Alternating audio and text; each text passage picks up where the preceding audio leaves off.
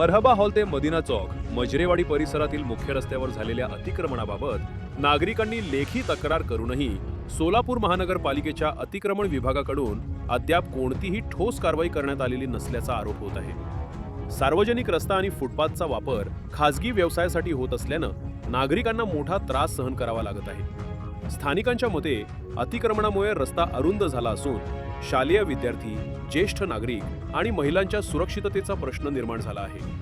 वाहतुकीची मोठी वर्दळ असलेल्या या मार्गावर भविष्यात गंभीर अपघात होण्याची शक्यता व्यक्त केली जात आहे। धक्कादायक बाब म्हणजे नागरिकांनी लेखी तक्रार दाखल करूनही संबंधित विभागाकडून कोणतीही प्रभावी कार्यवाही झालेली नाही। त्यामुळे महापालिकेच्या कार्यपद्धतीवर प्रश्नचिन्ह उपस्थित होत असून प्रशासन अतिक्रमणदारांवर कारवाई करण्यास असमर्थ आहे का, असा सवाल नागरिक विचारत आहेत।